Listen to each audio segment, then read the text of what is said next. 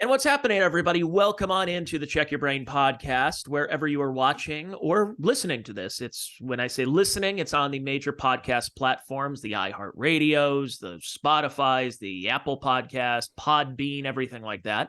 And I'm also on YouTube, I'm on Rumble, and on Patreon. If you like this episode and you want to hear more of my nonsense, go to patreon.com/Tony Mazur for just not $5, but $3 a month. So for all you people who send out all these super chats, $10 super chats, you could either maybe have Kevin Brennan say your chat once, or you get a month's worth of content. Actually, 3 months worth of content for that. So I'm just kidding. Go to patreon.com/Tony Mazur. My name is Tony Mazur, and hi, everybody. Joining me is somebody, I've been on his show a number of times. He's been on mine about, I think it was October of 22. Wanted to have you back on, but I had you back on. You had me on so many times. I'm like, well, it seems like we're always just talking. One of these days, I'll have to bring you up on my podcast. And sure enough, I have a reason to. We're going to talk about The Weeknd, but he's a comedian. He's an actor. He's a podcaster. His name is Anthony Zenhauser. What's going on, man? Hey, nice for having me, man. Always a pleasure. And yes, you're an ongoing guest on the show that I do that's been kind of sporadic lately, but late again, Zen, which you're great on it. You have a great radio personality, and Chad believes in you, so I believe in you. Yeah, why not? At least somebody has to. Stevie Lou doesn't, who apparently called me, called Chad and I two Cleveland dickhead losers today. Well, that was very smart. Yeah, absolutely. We'll get into the Stevie Luniverse here in a little bit and everything else. But before we get into the plugs and what we'll just talk about and have BS for the first little bit, I have to get your thoughts on a recent story. Since this podcast, we're recording this Tuesday and it's going out tomorrow. It's going out Wednesday, which would be January 10th. This story is just hilarious. Yes. So for folks watching, you can see the screenshot right now. This is a story that erupted literally over the last couple of days since Monday. Orthodox Jews occupy illegal tunnel in New York synagogue to stop its closure. And the first video I thought that popped up was a Hasidic Jew, I believe, and he was crawling out of a sewer. And I'm just thinking, like, my God, the stereotypes in the last 3 months right now. What's going on here? Well, they say about stereotypes is that, there's always a little truth behind them. I'm just seeing them crawl out of sewers and sewer grates, and I'm thinking, you're not doing yourself any favors right now. Is this a prank? Is this a bit? Is this AI? I had no idea at the beginning, and sure enough, it was even more bizarre. I don't know much about the world of the Hasidic Jews. I know that in New York City, anyway, I'm not sure how it is in your neck of the woods, but Hasidic Jews really don't live by the standards and practices of everybody else. They're kind of not above the law, but they're like on the side of it. Like they have their own sense of law. They have their own sense of community. They don't really let a lot of other people in. It's not really a lot of strangers coming into their community. So they just pretty much do what they want. I mean, they have this sort of sense of entitlement that they just do whatever they want, and then if they get busted for it, and also that was prevalent during the lockdown. They weren't locking down. The city couldn't stop them. They would just get together in big droves and celebrate or march, do whatever they were doing, and we don't even know if COVID was a real thing with all those numbers in the hospital. But what happened to all the Jews? What happened to all the Jews that all got together? They didn't show up. There's like an elephant graveyard for Hasidic Jews where they just went and nobody knows where they are. Who knows? But I love the tunnels. I mean, so apparently the story is that there was another center that they were creating tunnels to go back and forth and everything. And somebody made a mention that, oh, that was just because of COVID that they can get around. No. These were built in the last 6 months. They had nothing to do with COVID. No, had nothing to do. So we're wondering why the tunnels. Next time you see Shuli and Bob Levy, actually, your whole shows have a bunch of Jews on there. Why don't you ask Shuli? Is he a part of this? Is that him right there? No, that just looks like him because they all look alike him. But no, but in seriousness, no, there's there's different kinds of Jews. There's the regular Jews, the day walkers, I call them, who get around in regular society. And then there's the ones that piss off the day walkers, which are the Orthodox Jews, the ones that are super. These are the super Orthodox. There's also regular Jews who are very, they celebrate all the laws and holidays of Hashem, but then there's like the super, like these are the Quakers of the Jews, like the Orthodox are the hardcore Jews, and these guys just do whatever they want. They have their own communities of just, they live their life separately from everybody else, and no, honestly, no one's going to stop them from digging tunnels unless they get caught, and they got caught. That's And they're pretty much very how it young. works. Look how young they look in this video here. I mean, we're not talking about like 70, 80-year-old rabbis. You're talking about, these are like teenagers in early 20s. So Yeah. whoever said religion is lost on the young people. Well, I mean, they're indoctrinated into that from childhood. That's their life. They can't get away from it for the most part, unless they escape. It's kind of like being Amish. That's true. Yes. The Rumspringa. Right. So they don't have a Rumspringer for Orthodox Jews. It's either you're in or you're not Jew. That's how it works. The So Goy. yeah, there's no like you can come back. You know what I mean? Like to my knowledge, I mean, women are supposed to get married to Jewish men, the certain Orthodox Jewish men. They shave their heads when they get married, so they don't look attractive to other men. It's the subject. It's one of those religions that is just like any other religion, like the Muslim religion, if it's fundamentalist. Any Amish are fundamentalist Christians, and the Jews, the Orthodox Jews, are very strict as well.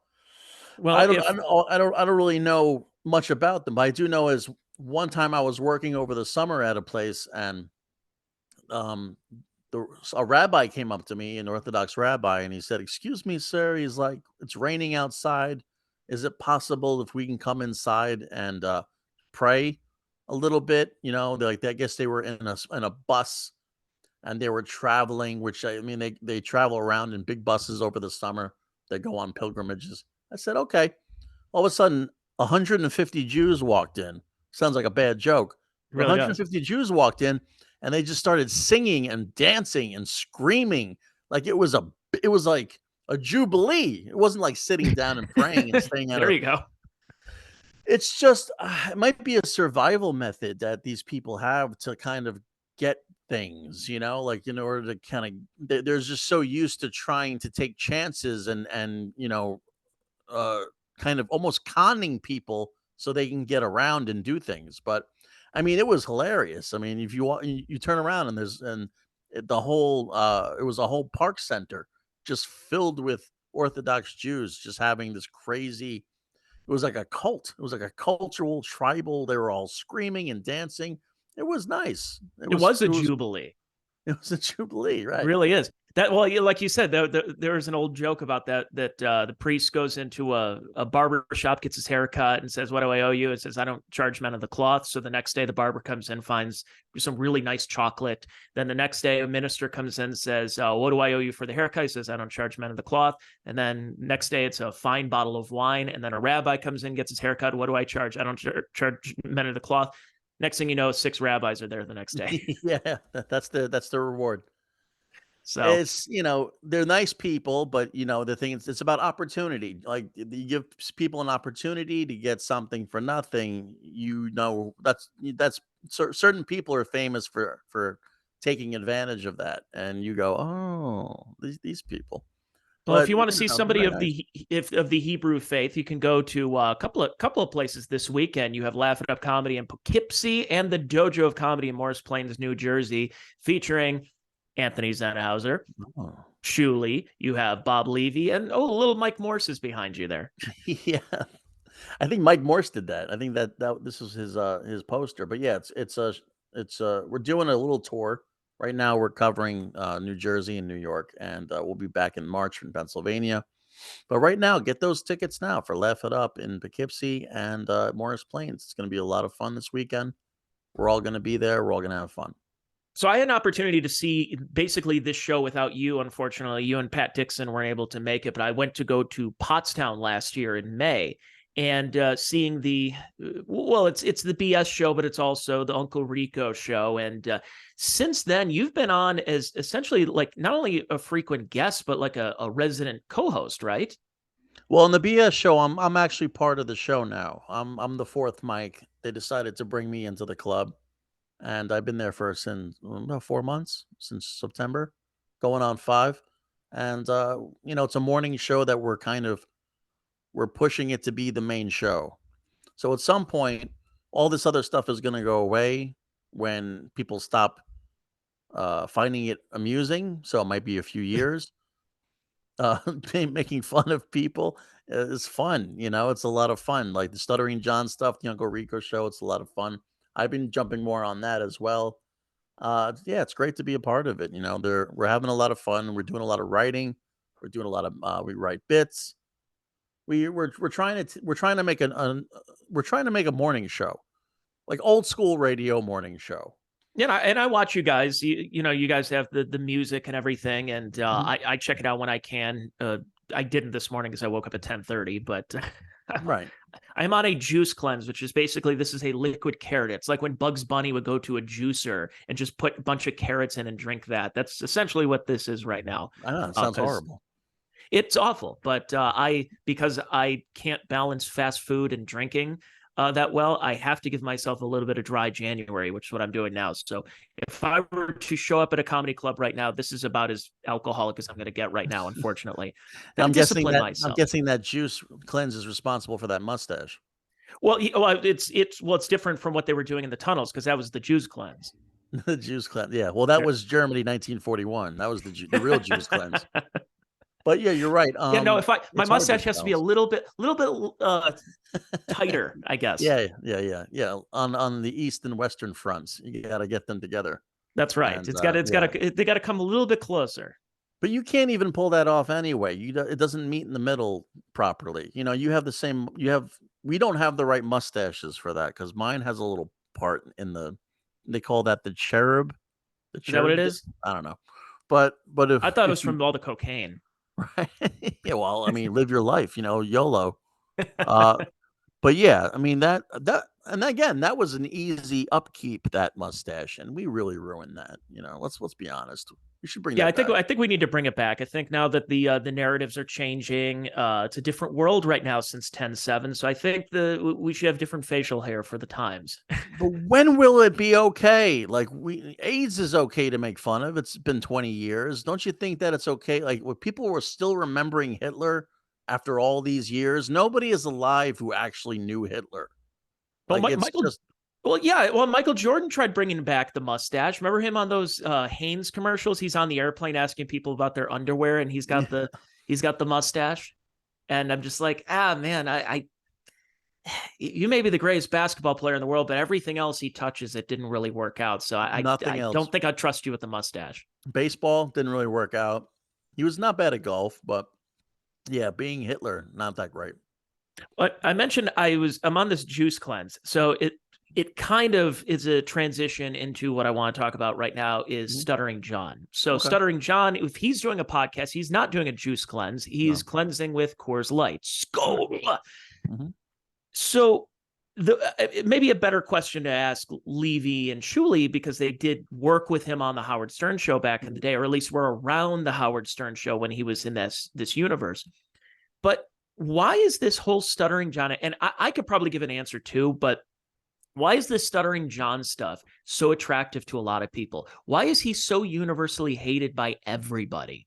It's a good question. I never knew him personally either, but I watched the Stern Show growing up, and I was a big fan, and I knew of Stuttering John, and I was there during all the stories, and throughout the entire history of his tenure at the Stern Show, it was always the same story. It was, "John, you're taking advantage of this guy. John, you're not paying for this. John, you didn't you bailed on this. John, you're late. John, you're an idiot. John, you're stupid." And you're like, "This poor guy, all he's trying to do is his job," and you start thinking, you start sympathizing for this guy. And then Shuli and Carl and all these people started coming along in the Dabbleverse to really analyze this guy, and you watch him and you go, "Wow, like this guy is a piece of shit.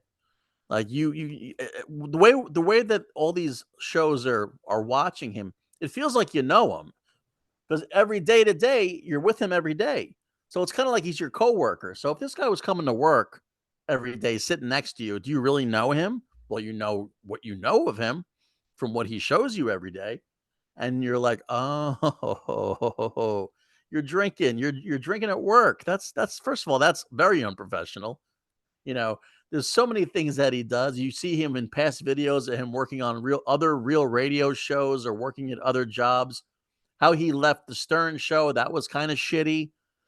Just this is the guy who doesn't do anything and has no respect for anybody else but himself. It's a very selfish, it's a very narcissistic thing to do the things that he did to both Howard Stern, to imagine what he was like on the Tonight Show. That job didn't last very long. So you got to wonder, like, what's the common denominator? It's him. It really is. And we've seen this when you do stand-up comedy, is that there's certain comics who think they're entitled to the green room. They're entitled to going up at a certain time. They're entitled to free drinks. They walk out on tabs. And that's who John is. And right. It's funny when you said that you had a little sympathy back in the day listening to John. You're like, oh, this seems like a pile on. I kind of didn't, because I remembered when I was a kid, I shouldn't have been watching this, but I came across a video. It was a recorded video. No. It was an actual tape. I was thinking of something else. It was Howard Stern's Butt Bongo Fiesta. Oh yeah. And it aptly named because they bring girls on the stage and they play bongos on their buttocks. Mm-hmm. And but then there's other skits that were involved. And one of them is they filmed when the zookeeper, John DeBella, when his morning show dropped to number 2 and Howard Stern took him over in Philadelphia. They had this whole thing in Philly where we're going up to the hotel. We've got Jackie, we've got Fred, everybody. And they had Jessica Hahn with them.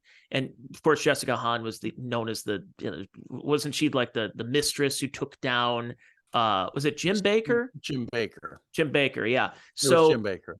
So Jessica Hahn is in a bathtub and they threw Stuttering John in the tub with his underwear and socks, and it's just black water because he doesn't wash himself properly. And I'm like, and then there were a bunch of other things over the years with Stuttering John, culminating to the point where he gets AJ Benza thrown off of the show over a fight that Stuttering John started, because he was making fun of him that AJ Benza's show had gotten canceled or something. And I'm like, yeah, I'm on team AJ Benza. And this was 2001. So here we are now, it's 2024. And now you have podcasts, including most notably the Uncle Rico show, that are ripping on Stuttering John. And like I said, I'm not usually up for a pile on, but my God, he really does bring it upon himself. Uh-oh.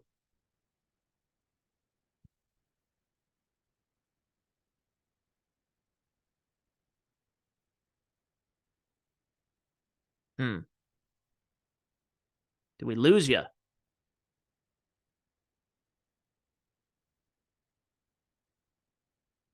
Well, hang on. Let me pause then. Yeah, well, I mean, that's the thing that it flows into what we're watching now. We're watching a guy who never learned anything from his actions as a young man. He spent 15 years with Howard Stern. He didn't really learn anything from him. You're getting the best education out of broadcasting, but you can see that this guy was always about getting drunk, goofing off, getting in trouble, taking liberties. I mean, there's so many episodes from the E Show and from the radio show in general where you see him taking advantage of people who call into the show, getting stock tips, charging his hotel room money when they go on trips. And he always had this entitlement, like, I'm part of the group, I'm like you guys, when in all honesty he was really just a whack packer. Mm-hmm. Oh yeah, he was a glorified whack packer who just showed up every day and made 30 grand a year or whatever it was. Yeah. For New York City in those days, it wasn't really that good. It's certainly not good now. Trust me, as somebody who worked in radio and made 30 grand for way too long. But it was fascinating because when he decided he wanted to start doing stand-up, and he was going around the country and doing a lot of there's some comedy clubs and some B rooms and a lot of just like one-nighter bar types. And I would see if I could find this on Twitter, but I'm blocked by Stuttering John. I assume you are too, right? Nope. He does. Really? Yeah, for some reason I'm below the radar. Now, whether or not I'm going to be blocked the next month, I'm not sure. I take it day to day. Oh yeah, it's just a matter of time, I would say. And I think it was about 2016. I had a booker reach out to me and say, "Hey, John Melendez is looking to do a tour, and he wants to come through Youngstown, Ohio. At I forgot what place it was called. It was one of those places where the restaurant is upstairs and the bar / comedy room is downstairs." Right. And I'm like, okay, yeah, sure, why not? I mean, I remember Stuttering John from the Howard Stern show.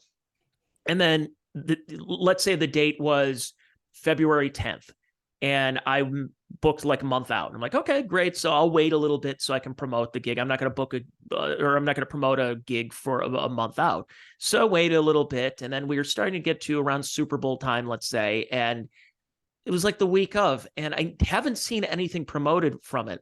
So I reached out to the booker and said, "Hey, what happened with this show? We're supposed to be doing a show this weekend." They're like, "Yeah, they had to cancel. That something happened."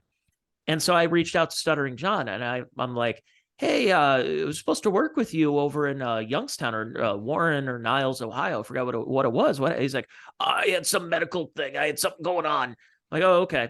Found out 3 tickets were sold total, which is not even one table. It's not even one table to see Stuttering John, and they couldn't justify it, but he has to make up an excuse instead of understanding that, John, the days of using Howard's name, long gone. By 2016, it's even worse by 2024. Although I think he may get more people if he does a live show now, but it's everybody's in the audience to goof on him as opposed to, but you can't. How long are you going to use this credit, for God's sake? It's the ultimate grasshopper versus the ant. You have an opportunity to listen. In show business, certain things come up, and you get an opportunity to gain some success or some exposure. You have to take that as a stepping stone and just hit the fucking gas and do as much as you can. Try to do whatever you can with what you got, so you keep on becoming more and more notable, successful. Do as much as you can when you have the spotlight on you, because the spotlight doesn't last long. That being said, he's the kind of guy who he was on the most popular radio show in the world for 15 years plus. He has every opportunity to take what he learned or to take that sort of exposure and make a career out of it. He got the Tonight Show. From there, he should have taken it and ran even harder. What happens when you're giving great opportunities and so much exposure? He went from Howard Stern to NBC, right? A major broadcast channel, making apparently $400,000 a year. How does you parlay that into nothing? How do you parlay that into a life of total downward spiral? Now, probably because you just never had any discipline, you never really did any real work, or you just were so much of a dick that nobody wants to give you any more opportunities because you squandered it all away. It's a fascinating thing to watch. It's like watching one of those shows or videos, I should say, where you see like an animal decay in fast time. Do you know what I mean? Like you watch like a dead fox decay. You're like, we're watching this guy decay in real time. It's pretty fucking crazy. So I think that's part of the fascination too, is watching somebody hit rock bottom who's just still so delusional, where they're like, I'm great. You know who I am. I'm a celebrity. You might know me. He's still, and all he has is 30 years ago. That's all he has is his past. And if you have to keep reminding people of who you are, do you know who I used to be? Do you know I used to do this? I used to do that. You know how that works. It's like you know that guy. He's now homeless on the street drunk. So it's Literally. like this is what you're watching. You're watching a guy who got it all and lost it all. And what's more fascinating than that? Oh yeah, and what's interesting, and I'm going to be fair to John. I'm going to play devil's advocate here. When you're on the number one show in the country and you are getting an opportunity to be on, he ends up being a guest on talk shows. He do a music video that had Ron Jeremy in it, and there was all this other He stuff did going on. movies. He did like B movies. He did national. He made his own movie. The guy, you got to give credit to the guy. He tried. He tried. He really did. I think there's Mm-hmm. a part of him that really tried. He tried to get a music career. He tried to be a movie star. He tried, he did TV. Like he's got an impressive resume. You on paper, you would be like, oh, this guy. No, what's he doing now? Yeah, he's drunk in a studio apartment by himself. Exactly. And what's interesting were those, and you probably have come across a lot of these comics too, is that there were some of them that peaked before the internet, that peaked, and then as they're like, I don't need a computer. Like, what do I need IMDb for? What Right. is this? And then all of a sudden, 2004, 2005, this rise of MySpace, this rise of social media, then YouTube comes out. These comics are nowhere near. So when you go to some of these comedy clubs and you see the wall of different comics, you're like, I don't know 3/4 of these people. Right. Where are they? Who are they still alive?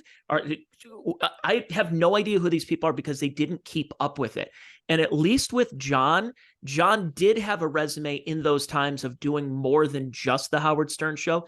His issue was once he was done with the Howard Stern show, that was it. That's all he had. He didn't Mhm. transition. He didn't become like a club comic to say, hey guys, I know I was on the biggest radio show, but I'm one of you. I'm just here at the comedy club. I'm performing. I'm grinding it out. I'm trying to do what I can to get some material out there. Maybe do an hour. Maybe do something. Maybe put a special out. He never did that. All his stuff was before the internet. Well, the thing he was the guy who got it before he worked for it. Let's put it that way. Correct. Usually you have to pay your again, it's an ongoing joke, right? He calls Shuli the dues payer.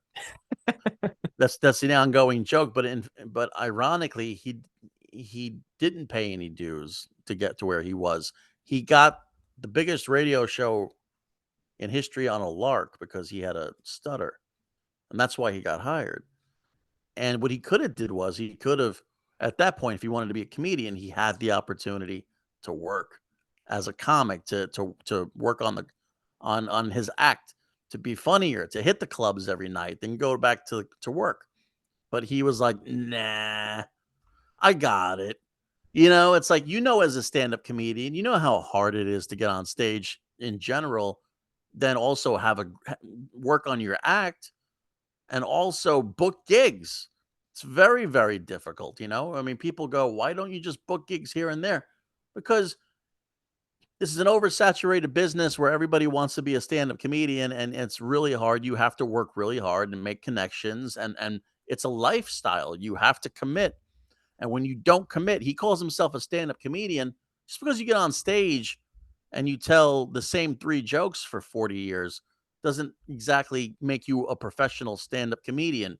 You have to work at it like you would being any artist, a blacksmith, or making pottery. Or you can't just get up one day and be like, "Oh, I'm a potter now." And you go and you sit by an easel with a spinny thing with clay, and you just make an abomination. You go, perfect.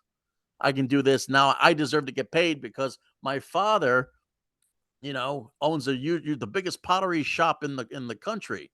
So now you have, so now obviously that makes me one of the best potters. He really thinks he's like an established stand-up comedian where I've never seen him on the New York circuit. I've been doing it for 20 years almost. I've never seen him. I've seen Shuli, I've seen Bob, I've seen Mike. Where was this guy? You know what I mean? When we were all like I met Shuli in a club doing a roast battle. We just started working. We were working certain clubs together. We just got to know each other from working together. I knew he was on Howard Stern, but I mean, we got familiar through the circuit because we're comedians. We write, we do the best we can. We're not the most popular guys, but I mean, I can hold my own for 45 minutes on stage, whether you think it's funny or not. But we're always writing material. You're a comedian. You know how it is. You have to write material. You have to work at it. So where does this guy get off on thinking that he deserves to be on the same level as certain people like Artie Lang or Nick DiPaolo or Jim Florentine? Just because you were able to take these guys on the road with you, that's only because you had the you had the Howard Stern name to make it happen. Howard Stern brought these guys on, not you. Let's be honest. And he's on a show with Jackie Martling. And for people who don't know, and Yeah. for whatever reason, Jackie's not. I've been trying to get him on my podcast, and he's like, "Oh, next week," and then won't whatever. So He's unbelievable to watch on stage. He's great to watch on stage. But Jackie, for folks who don't know, like you can go back to Red Fox and everything with recording albums, but he had the party records where you put them on, you put the kids to bed, and Red Right. Fox talk about you got to wash your ass. Right. He would do all that stuff.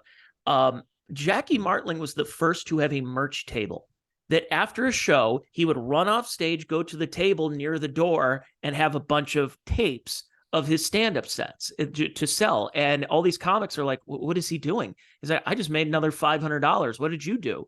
And so he's on the same show, 2 seats away from Jackie Martling, who helped revolutionize the industry. And yet you're not going on stage. You're not doing any of this in New York. I mean, yeah. Jackie would talk about how many times he's doing gigs in Philadelphia, get done at midnight, 1 o'clock in the morning, then have a couple of drinks, and then drive back to New York and be there in the morning for the Howard Stern show. That's what it was. It's a work ethic. It is a work ethic. And also John lives in California. John, why isn't he going to the comedy store every night? Why isn't he going to the Laugh Factory every night? If he's got the cachet, why isn't he using it to get on stage and get good and make an hour and get that out? What's stopping him? What's stopping him from being successful? He's got every maybe he doesn't have it anymore, but he had every opportunity to be successful. You have the tools, right? You're a comedian. Go out, write an hour. Fucking work on it every day. You're not doing anything. You do a podcast for 2 hours in the morning. What are you doing with the rest of your fucking day? He's going to the bar. He's arguing with people on Twitter. I mean, if anything, yeah, probably the reason that stops him from going to something like the Ha Ha Cafe is that you have to pay $5 for stage time.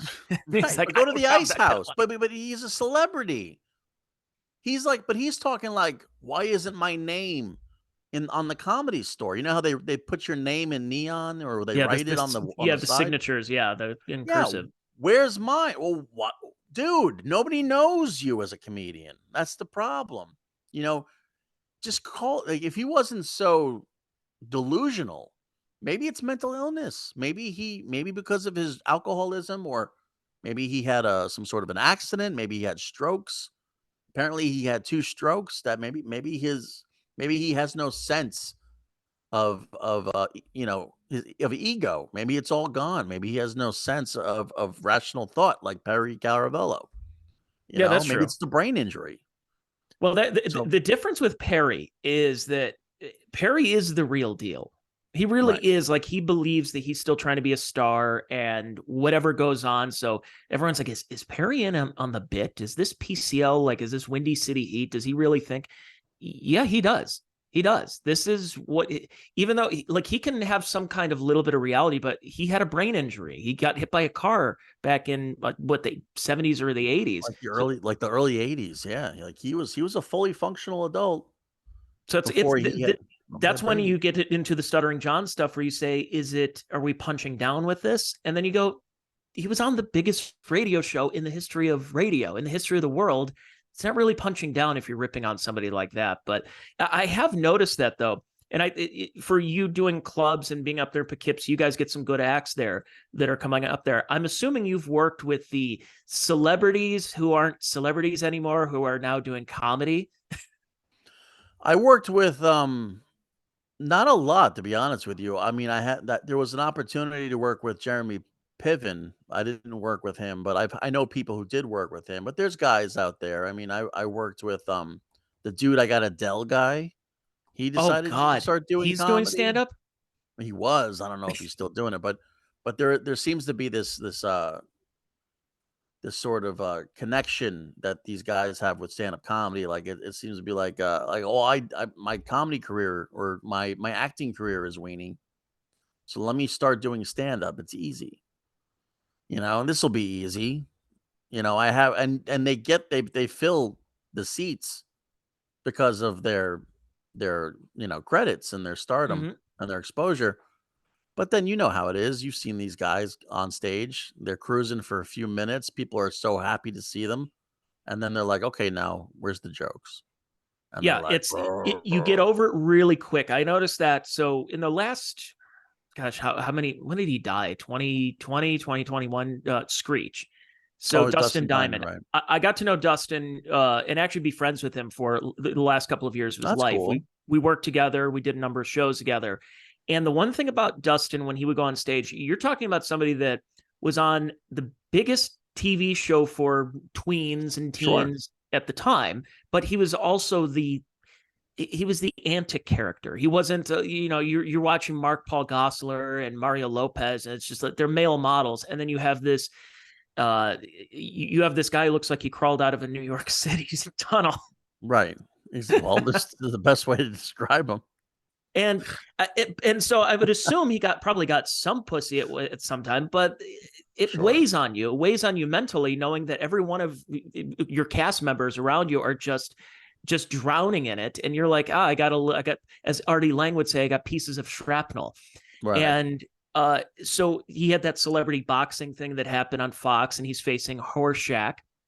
Horshack told him don't hit him in the face, and of course that's all he did is just punched him in the face. Is Horshack? Right. I don't know if he was closeted or if he was out as a gay man at that time, but it was sad. It was sad to watch that, but working with him where he wanted to have a normal life, he knew that the residuals from Saved by the Bell weren't really there, so he had to go out on the road, and he worked on it. So he would go on stage, he would be Screech for the first minute. You go, oh, that's Screech.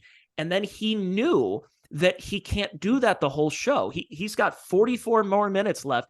Is he still going to be doing Screech stuff? No. After a minute, you go, okay, funny man, make me laugh. And he did a pretty good job. Was he the greatest comic in the world? No, of course not. But at least he worked on it. Another one, Todd Bridges, I worked with. Again, another one of those, he knew exactly as soon as he goes on stage, everyone's going to yell, what you talking about, Willis? Right. And then his response, his stock response every time is, because he does, all right, let's hear it. And everybody in unison says it. And he says, I don't fucking know.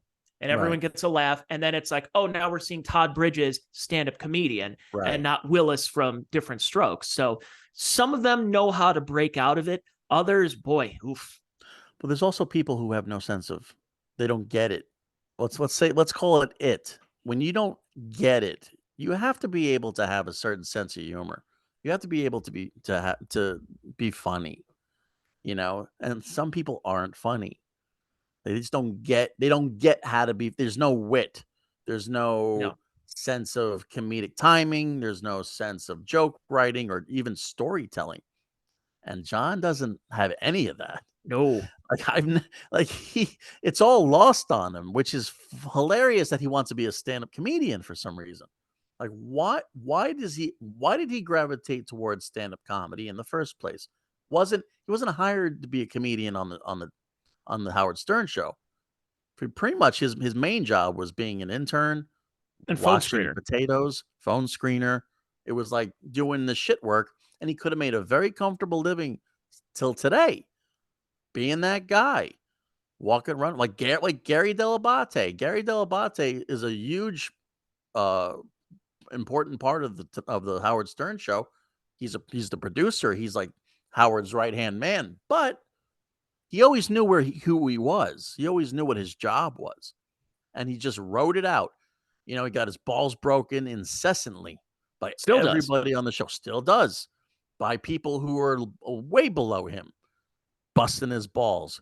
Hey, boy, hey, Gary, how you doing, Gary? For fucking 40 years, he's hearing that. But he laughs all the way to the bank when he goes home in his nice big Connecticut house, wherever the fuck he lives now. Same with John Fred. had all that. Yeah, but Fred. But you know what? John bought a house with the Stern Show. Say what you want. And maybe maybe a lot of it was from doing stand-up comedy, but call it whatever you want to call it. You had Howard Stern, the Howard Stern brand behind you. When Shuli first stopped doing the Stern show, I was on the road with him when he just stopped doing the Stern show. And And it this was was a couple of years ago when they were doing it yeah, remotely, right? this was like during the pandemic. So he moved to Alabama. He was still kind of working with them, but he was on his way to transition out. Uh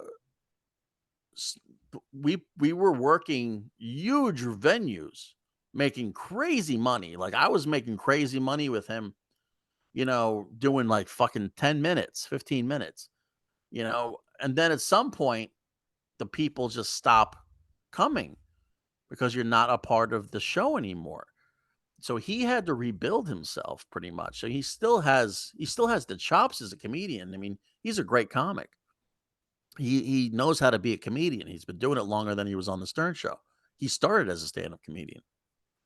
So he knows that was his primary thing, to be a stand-up comic. So he just knew it was a matter of time before he can establish himself on his own merit to make the fans come back. And now they found him again. The fans, the Stern fans, new fans, people, O&A fans, like they're all coming to the Shuli Network now to watch that. They're watching Kevin Brennan. They're watching all these little Dabbleverse orbits that are happening, and it's great. He's doing bigger venues again. But for a time, things get like slim. You have to pull yourself away from that brand. You got to get away from it. You got to reinvent yourself, which is the hardest thing you can possibly do. Dustin Diamond did it. He was working as a stand-up comedian. Unfortunately, he passed away from illness, I believe, right? Yeah, it was. I think he had lung cancer. He didn't smoke. He did other stuff. I'll tell you that much. But it Oh, was sure. he had lung cancer and he didn't Well, smoke, they call and him he died within Dust 3 weeks. for nothing. Oh Dustin yeah. Diamond. If you No, see no, a couple of no. our, if you see a couple of photos with me and Dustin, his eyes are as wide as dinner plates. I'll tell you that much. Well, I can see where that mustache comes from too. That's right. Uh, yeah, but I mean, it's one of those things where Stuttering John is still kind of clinging to the old brand, even though he says he's not. He didn't really get much. I mean, how are you a writer or an announcer for the Tonight Show and not put that into another huge gig, like, or at least parallel to something, to the same kind of gig? You're a writer, you're established, you're an actor. What happened? And maybe the theory is he's not that great to get along with. Maybe he takes advantage of people. Maybe he's not a great guy. I mean, he's as a narcissist, you just don't think of anybody but yourself. Even if you don't want to, you just can't help it. It's all about how do you benefit from it? So people catch up on that and they go, "Oh, I got to get away from this dude." And then opportunities go away, and then all of a sudden you're begging for super chats, on your 15th beer. That doesn't help either. If he's an alcoholic, I want him to get help. I don't want to make fun of this guy anymore. Well, I want him to get his shit together and live a great life. Who wouldn't? that's the thing, is that when you realize how just he wasn't as, like, he did a bunch of stuff, but he wasn't great at the stuff. And you see this in different fields of people who do not transition into something else. Like you mentioned, Shuli. Shuli was a blackjack dealer. He did start doing stand-up. He gets on Howard Stern, but he didn't stop doing stand-up. He still did all of this stuff. He still Right. was able to, I'm not going to use the word dabble because it's now has a negative connotation, but he did do other things. So if one of those things that he is currently up to falls through or he leaves it, he can still jump right in. That's why I've always continued doing stand-up. Was if I'm working at my radio job, which it's been 2 years since I've been on the radio, but I knew that if I got fired, which I did, I can go on stage that night and know that I'm still going to be fresh. And in fact, I probably have a lot more material I can go to and go to a different place that I normally wouldn't because of how I'm feeling at that current time. So it's just trying to continue transitioning with that. And that's what I noticed with a lot of the SNL people who leave SNL over a certain period of time. A lot of, I would say most of them in the last 10 years, you have no idea. If you showed them the cast of the 2013, 2014 SNL season, you probably wouldn't recognize any of them. Like, what are they doing? It's like, oh, it's the lesbian chick who did the Hillary Clinton impression. And what are they doing? It used to be you're starring in movies. You were the star of SNL, Saturday Night Live. And now you're doing commercials for Verizon, and that's the best case scenario. Right. And some people have a good run. Some people are able to turn that into a good movie career, but movie careers, a lot of them only last 2 years, 3 years. You get hot, and then all of a sudden they don't know the business doesn't want to touch you. So where I do you heard go from there? I heard a Chris Kattan story. Speaking of people doing Yeah. stand-up who shouldn't be doing stand-up, is the comedy club that's just up the street from me, Hilarities, Pickwick and Frolic, booked Chris Kattan for a full weekend. I saw that.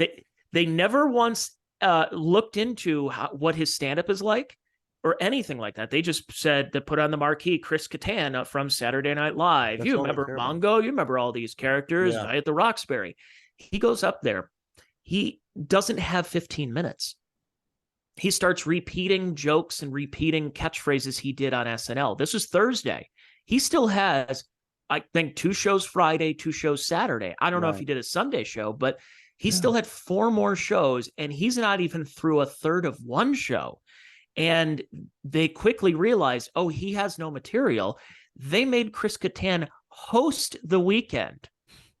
He hosted for local comics who were just happened to be in town looking for stage time. Yeah, they call that an all-star show, by the way. If you see an all-star show, they don't have anybody to fucking put headlines, so they put all the local guys up. Oh yeah. Yeah, no, which is I'm the king of the all-star shows, you know what I mean? I just did one last month. It was great. I love them. They're great. You get to work with great comedians who are great comedians. They're regulars, and they're great. And this is why people stop going to comedy shows too, because of fucking bullshit artists who decide they want to get into stand-up comedy, and they ruin it for people who've been working their asses off trying to do stand-up comedy. So they're like, I saw Chris Kattan last weekend. That sucks. I'm not going back. It's like it's hard enough to make a living doing stand-up comedy these days because there's so many outlets of entertainment. There's so many things to do. Your phone, I'm on Instagram watching. People are geniuses on Instagram. There are people who are way, way more talented than me doing Instagram and Twitter. Why do I even consider myself in the business anymore? These people are show business. Do you know what I mean? But then they're like, oh, they're so great on Twitter. Hey, I got 2 million fucking followers. I'm going to go tour. I know guys who are touring their Instagram stars. They've never done stand-up comedy.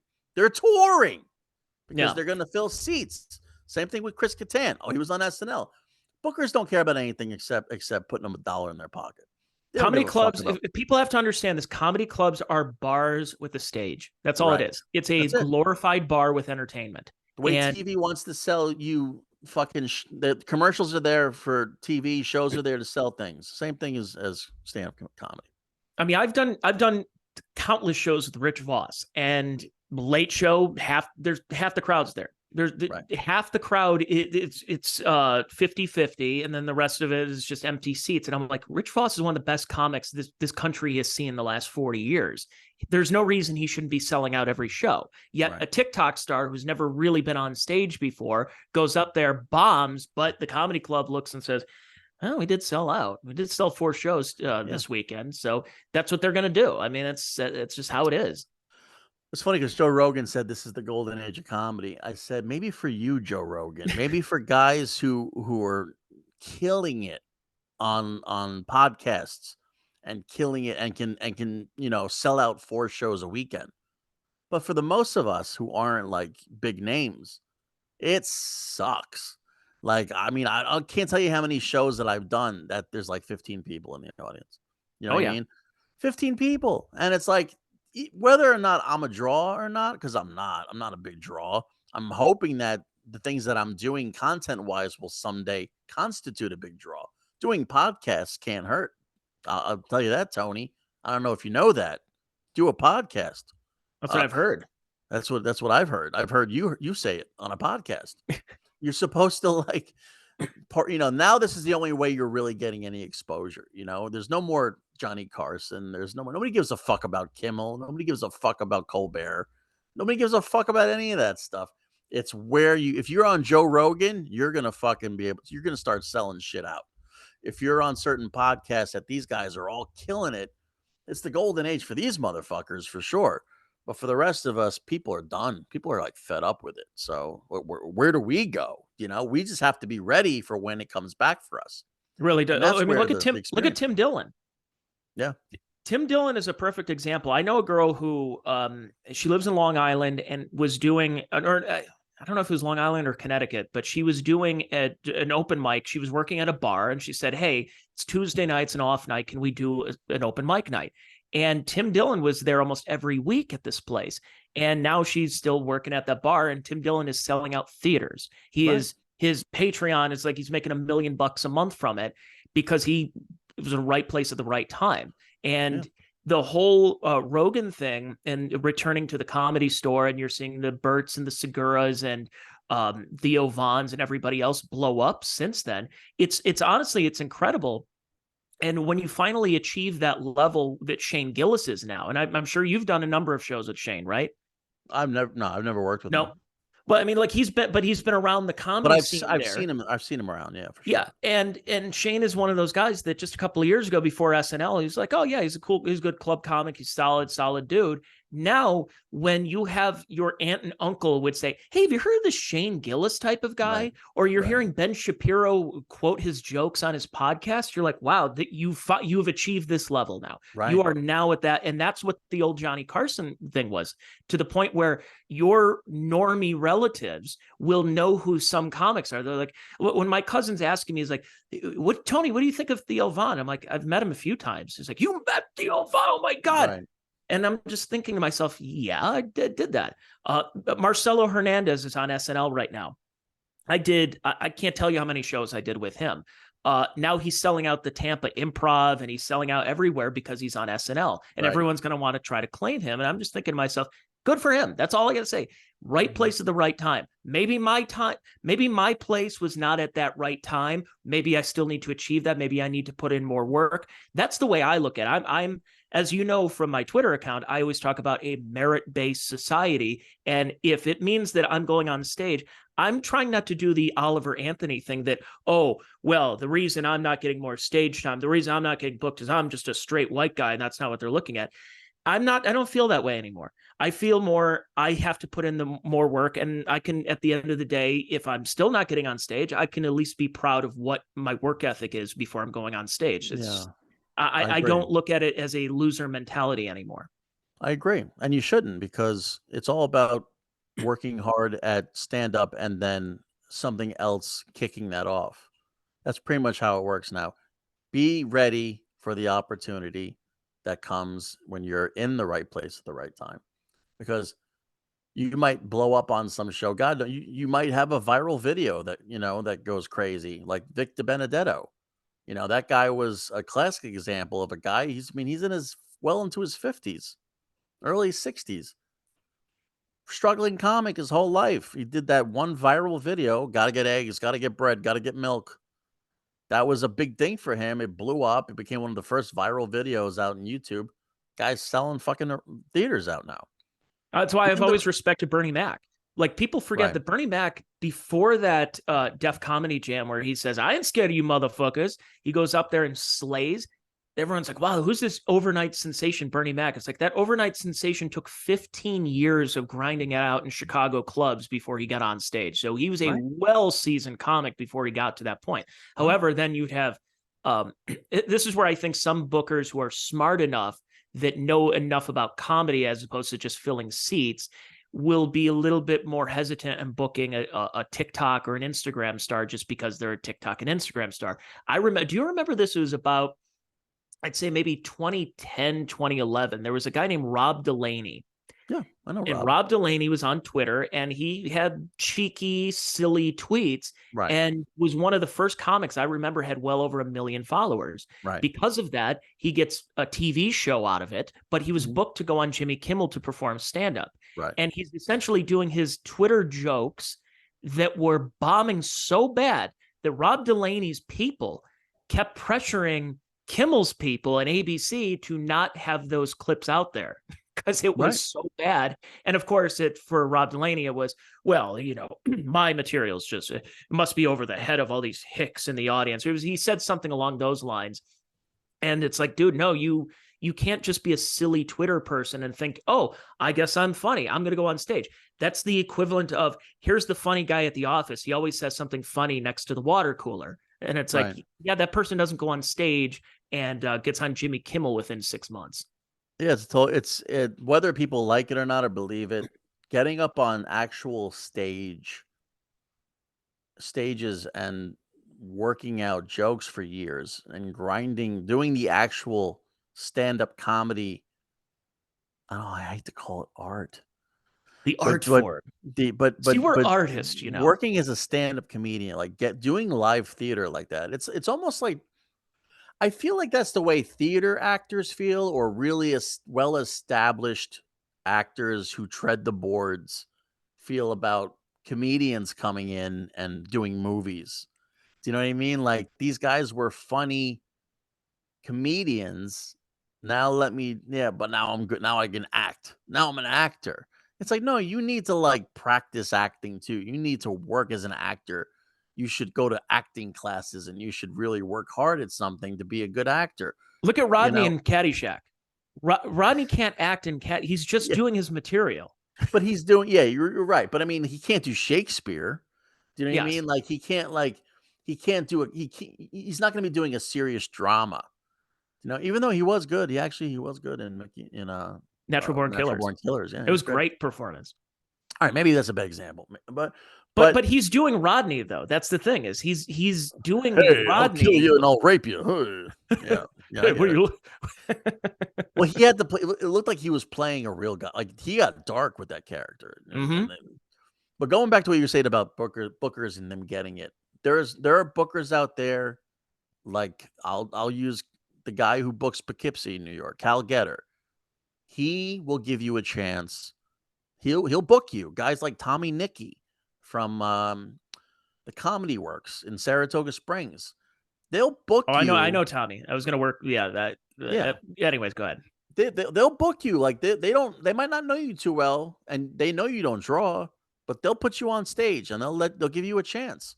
Guys like James from Governors in Long Island. You know, there's guys out there who love comedy, who want to give comedians a shot, who want to give them a chance to show how good they are.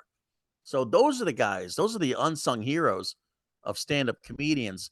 Whether or not you stink up that stage is on you. They're just giving you an opportunity, and they're willing to take that risk in order to see what, to try to mold, or at least, nurture a stand-up comic.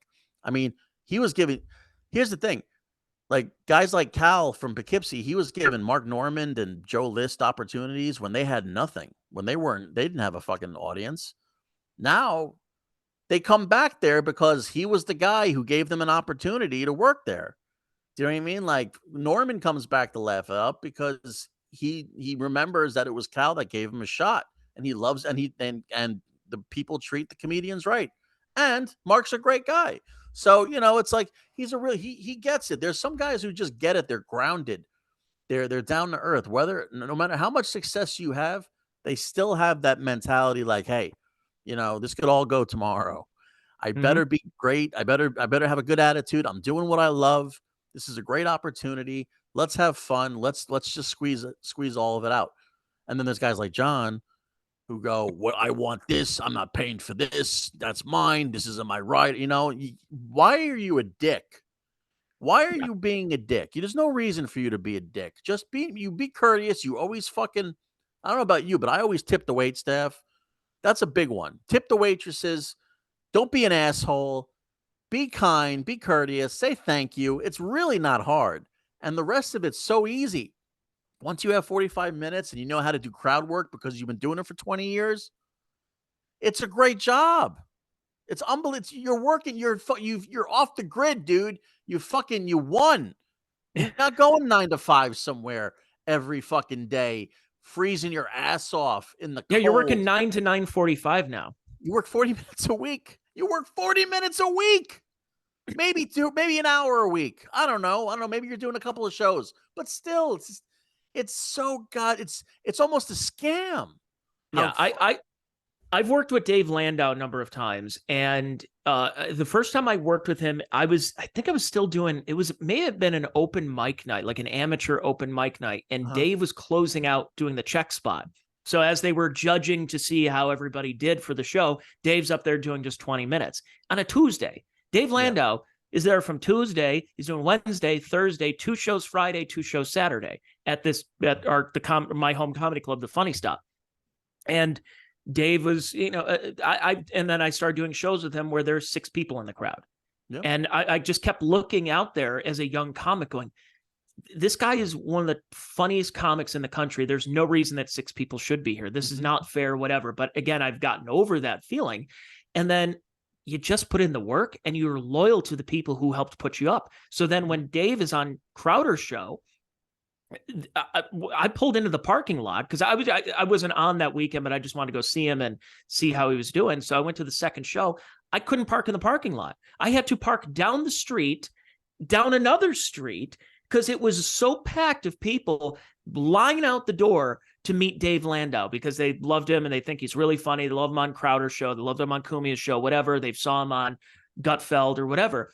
And it was amazing to see somebody that is at the point performing theaters, yet says, I will take a pay cut to perform at a comedy club who put me up when no one else was. And I've always respected him for it. And I've always respected comics who do that, like you said about Mark Norman.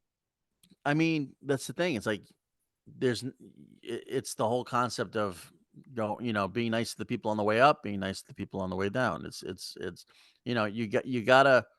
You can't be a dick in this business because everybody remembers. And also you should always be thankful of the people that gave you the opportunities because it is a hard business to break into. That the hardest part of this business is just getting into it, being able the connections, to, yes.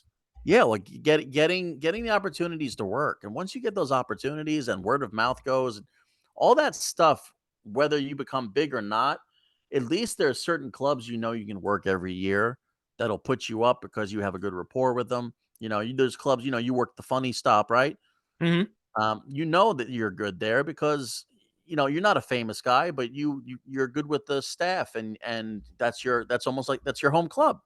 So you just have to know where that it could all go away. Once that whole fame thing, or that fame thing goes away. No matter there's a shelf life on it because sometimes it's less than other times, but for the most part, you got to strike while the iron's hot.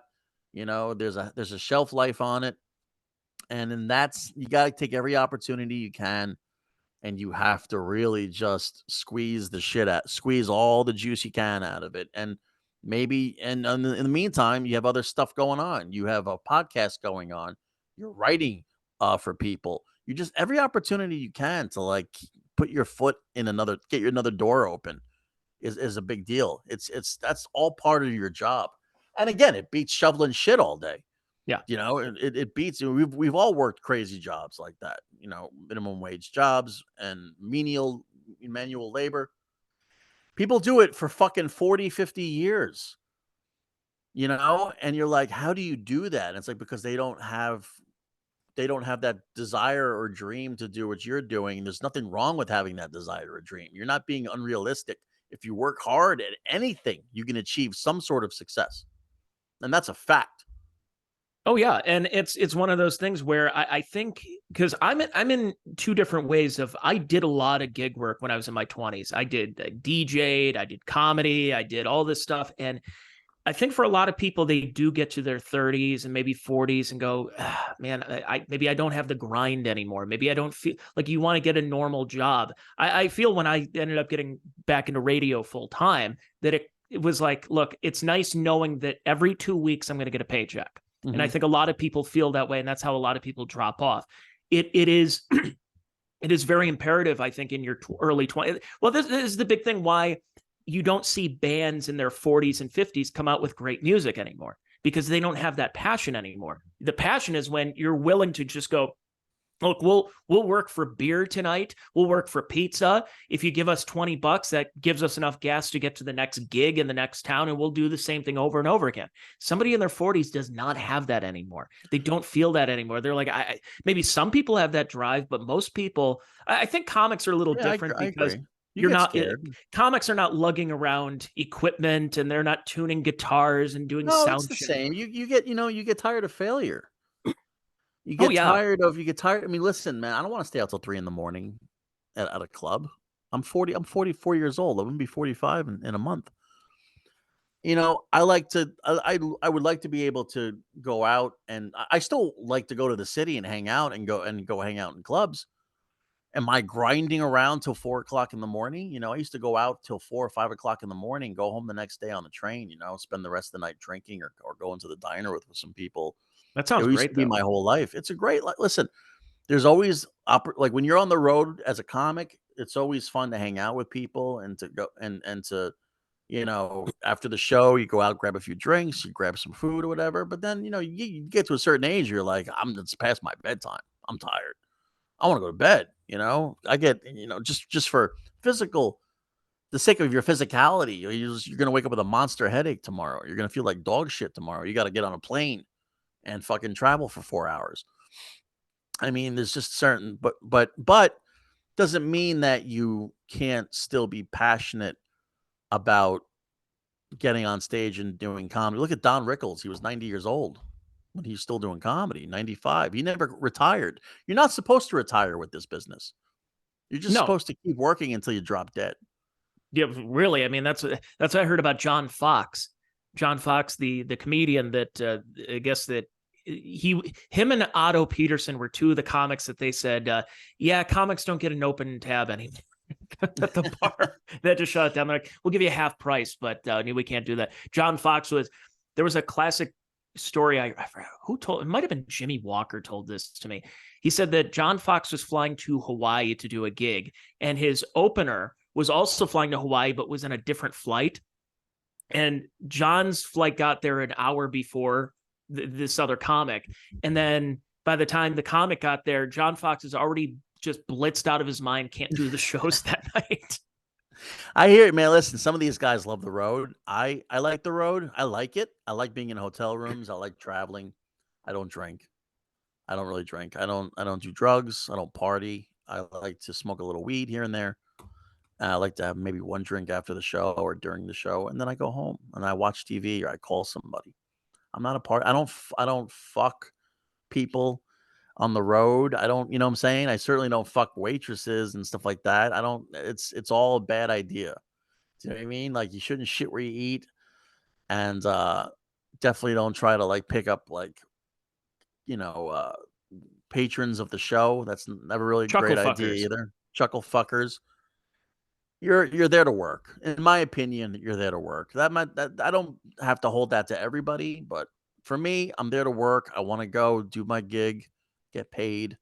It's my job. I want to go home. I want to go home and I want to enjoy my personal life. I don't this isn't my life 24/7. No, but if you want to make it your life this weekend, you got a couple of gigs there. Look at that. Yeah, well, it's a weekend thing. I like working on the weekends. I like having people enjoy their leisure time is our work time and it's fun. It's When how we when I live. was younger, I used to hate that. When I was a DJ and I was a mobile DJ and doing a bunch of stuff in clubs, and I'm watching everybody have a good time, and I have to work, and I was very resentful of that. I'm like, I don't want to work. I don't want to work when everyone else is having a good time. And I felt that when in my teens, I was working for a catering company, and I was doing a bunch of stuff. I was either washing dishes or serving food at weddings, and I'm watching people dance and have a good time. And I'm like, and I'm fucking working right now. I can't stay. While the rest of the week, because there's no events on a Tuesday at 11 a.m., that I'm sitting on my ass while everyone's working and going like, hey, you want to hang out today? It's like, dude, I'm working till 5. Oh, yeah, that's right. Well, we'll hang out this weekend. Oh, I can't this weekend. I have to work. But I guess the one good thing is when you do a gig like this and you're a working comedian or a musician or something like that, you can say, well, you can see me at work, and you can see Anthony Zenhauser, Bob Levy, Shuli, Mike Morse coming up this weekend, Laugh It Up Poughkeepsie on January 13th, and the Dojo of Comedy, Morris Plains, New Jersey on the 14th. And if you want to go check out everything there is to know about Anthony Zenhauser, go to the Zen Comic on Twitter. I still don't call it X. It's Twitter to me. And then there you have your YouTube page as well. And you were in a movie recently, too. Yeah, I was in a low budget film called Rub, which is on Tubi. You can go check that out, Tubi, Tubi. And it was done by my buddy director Chris Fox. He did it in our hometown of Peekskill, and he reached out for me to do a very small but very fun part. So you can check me out there. I'm the motel clerk, and again, You had the a lot of mustache, fun. right? Yeah. He said, "Can you look really gross?" I said, "Done." I said, I'm already there. I'm already like 3/4 of the way there. Let me just, not shave my head for a few months. And yeah, it was a lot of fun. Great movie idea. It was very rough around the edges. I mean, it was very low budget, but it won a bunch of awards. And That's great. it was great. Yeah, it was I mean, I want to do more of it. I love being in movies and stuff like that. Again, am I an actor? No, but I can play a certain part of myself I can be, funny in front of a camera, and most comedians can, and that's great. That's a great little double dip for stand-up comedians is that, hey, can you you know, can you play a funny guy? Like, yeah. Because stand-up comedy, gives you a lot of opportunity to improv on the spot. It's all, all of that crowd work and hosting that you do in the beginning gives you that skill to just be like, you know, think of ideas as things are happening. You can go That's off why I script. noticed some of the great SNL cast members are comics. Like when Yeah. people really go back in time, they say, "Oh, I really liked Weekend Update with Norm Macdonald." It's like, of course you did, yeah, because Norm and Dennis Miller were two comics because they had Yeah. great timing. Oh, I Great like that timing. Adam Sandler. Sandler's a comic. David Spade's Yeah. a comic. Rob Schneider is a comic. Some of Dan them have Aykroyd. become comics since then, like Tim Meadows, who actually was pretty funny. I'm not gonna lie. Some guys have it, but again, it's all about having that ability to have that comedic sense. Some people are just they can't do it without other people being there. Like the improv people, The sometimes they Groundlings, need yeah. 4 or 5 people there. I don't see Sherry O'Terry that much anymore. I'm sure she's working. I'm sure she's doing a lot of theater. But I mean, it's like that. Some people are theater people, and some people are stand-up comedy people, and they're two different animals. I think we saw that with the UCB last few years, where they just really could not transition, and then they were like, "Oh, well, we have a diversity quota where we can only have a certain." It's like, okay, then, all right, well, I guess let's see. I'm in New York anyways. I guess I'll go to the Stand tonight. Things are getting weird in Hollywood too, man. The past few years, everything is starting to eat itself, and who knows where show business is going to be in the next couple years. I think Hollywood's going to be dismantled at some point really Well, soon, and it's the going to be writer's all strike proved that. I thought the writer's strike, I thought COVID, the lockdowns, and the writer's strike were two things that really went to prove that a lot of what we grew up with consuming, we don't really need that much anymore. Like during COVID, for example, yeah, there was a plethora of shows on Netflix and everything, but by the time you got to 21, you watched everything and you're like, okay, well, doesn't matter to me. And then when the writer's strike happened in 2023, I don't know many people who said I miss it unless you were an actual writer yourself. I had a writer on the podcast, one of the co-writers of Dumb and Dumber. And of course, he was outside in the picket lines and talking about AI replacing TV and movie writing and everything. sure. That if you're going to do a script for Star Wars, that you just fart a bunch of Star Wars jargon in there and you could probably make a pretty good Star Wars movie. And they're concerned about it. But I think your normal person who lives in the middle of the country, they didn't think two things about the writer's strike. They couldn't care less. No. And I think we just have, because of YouTube, because of podcasts, because of just so many different options for entertainment now, it's not as necessary. And when that big writer's strike happened in 2007, 2008, where you're like, oh, all of our live shows are going to be stopped. Who really missed them when they were stopped in 2023? I mean, the voiceover industry is going away. AI is taking over, that you know those artists are done because they have to they're fighting it right now. They're trying to fight it with some sort of union regulations to keep their jobs because people are just going to take their voices at some point and just keep using them without paying them. It's just all going to be this. It's just, with the way that AI is too. They don't even need actors anymore. They don't need comedians are going to be all this stuff is going to become obsolete. Stand-up comedy, radio. I mean, I feel like that everything that we can do as far as an art form, create it creatively is just going to be done by artificial intelligence. It's going to be generated by a bunch of supercomputers. So, Yeah, I enjoy it think if while it we're lasts. if we're in this business, don't if you want to get into podcasting and you want to do all this, don't expect to make a lot of money. Let's just say No. that if you're doing, you have to do this because you have a passion for it. That if you're looking to make a living because you do a podcast, the odds are really stacked against you. I'm not saying you shouldn't, but just say they're stacked against you if you think you're going to make the terrific Theo Von and Tim Dillon living. And I also don't like when you said the voiceover artists are going to go away because I too was in a movie in 2023 voicing something in a short That's film. great. Dead Air. I heard that. I've heard of that. And I had although this Tony Mazur on IMDb is not the same Tony Mazur as the one who you're hearing from right now, because I'm not in the Screen Actors Guild or anything like that, but that I do have a quick cameo of a radio voiceover in the movie Dead Air. So I don't know when that's going to be made available for people, but I mean, check you it out. do have great radio voice. I mean, you should be doing more video games and stuff like that. And then, but then you go, okay, so how do I get into that? How Exactly. do I? It's such a super saturated business that it's like almost like they're trying to tell you we have enough people. We Yeah, don't need any really. more people. Or they look at, or what they do is they say, hey, this Tony Mazur has a pretty good voice, and they look at my Twitter history and they say, yeah, probably not a good idea to hire I him. mean, I think I lost a couple of jobs that way too, but that comes with learning, and then you from there you learn to be a little less opinionated. Exactly. You start, or you start calling them other things like basketball Americans. Right. Or you just you keep your opinions to yourself. You're probably a lot better. Just treat every social media, uh, social media, what do you call it, outlet like Thanksgiving.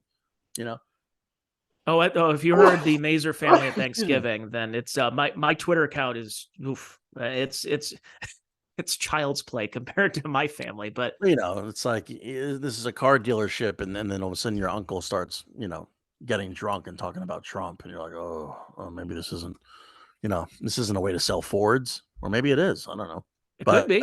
but yeah, it's just the way it is now. You have to just kind of keep your mouth shut and play nice. You don't necessarily have to be opinionated either way.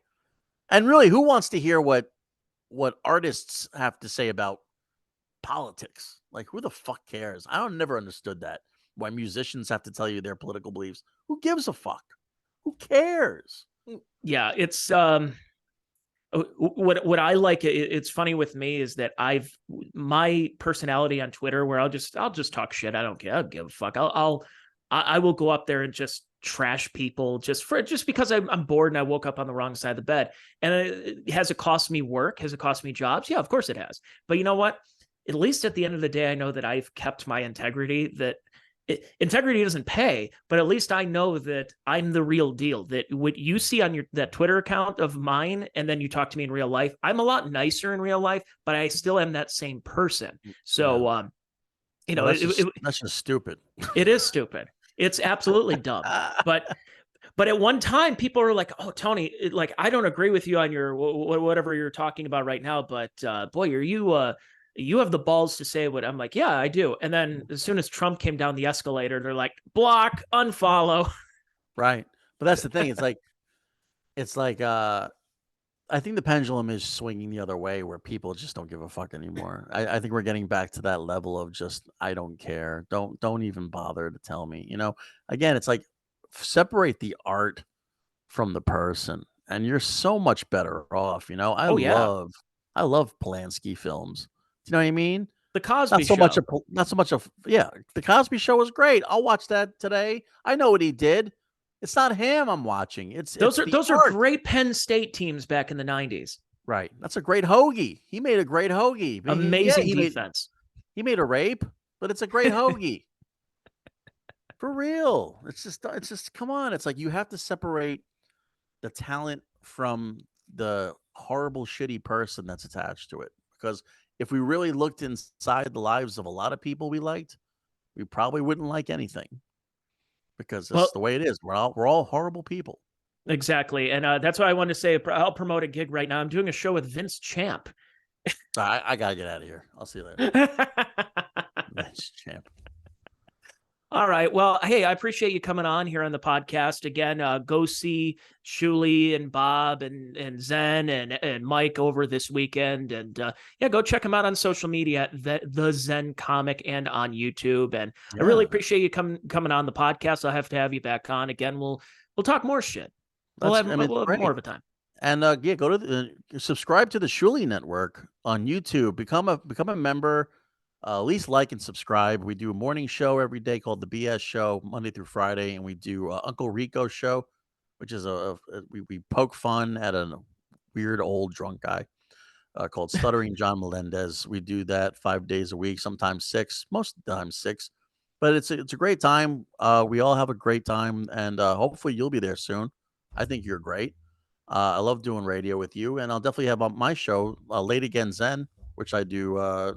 I'm going to be doing every week again. So, well, thanks again for coming on, and thank you folks for listening and watching the podcast. Again, my name is Tony Mazur. Go to patreon.com/Tony Mazur if you want more of my material, if you want to hear my nonsense over and over and over again, 4 to 5 times a week as well for just $3 a month. But if you just want to check it out and dabble for free, go to, I have a YouTube page, Rumble page, and I'm on the major podcast platforms. Every Wednesday, this podcast goes out for free for you fine folks. And I thank you, fine folks, for watching and listening. And I'll be back with you next week with another free episode of the Check Your Brain podcast. Bye, everyone.